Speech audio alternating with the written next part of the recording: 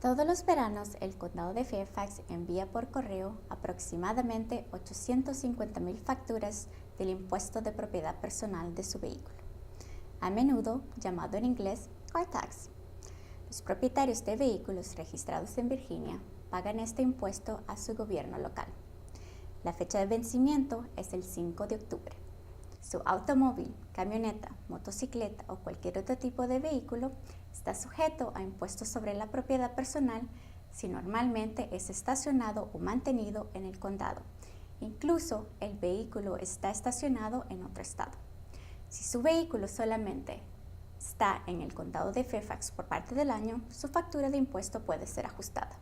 Este impuesto usa como base el valor de intercambio sin condiciones, llamado en inglés Clean Trading Value, que publica cada mes de enero The National Automobile Dealer Association Used Car Guide, al que se le aplica una fórmula.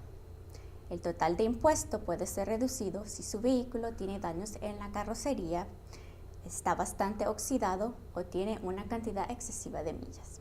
Si su vehículo es nuevo, el impuesto está basado en el precio de ventas del MSRP, por sus siglas en inglés. Hay algunos vehículos que no están sujetos a este impuesto, tales como vehículos del gobierno, vehículos diplomáticos, vehículos de personas militares, vehículos de alquiler o aquellos vehículos que están incluidos en el programa de Tax Relief del condado de Fairfax. El porcentaje aplicable por parte del condado de Fairfax para este impuesto es de $4.57 por cada $100 de la valorización de su vehículo. Por ejemplo, el total a pagar de su vehículo con un valor total de $15,000 sería aproximadamente de $255. Este total a pagar incluye un subsidio del estado de Virginia. Cada jurisdicción en Virginia recibe una cantidad fija del estado por concepto de subsidio.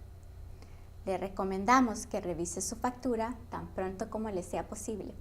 Si tiene alguna pregunta, duda, llame al condado de Fairfax, Departamento de Administración de Impuestos, al 703-222-8234, TTI 711.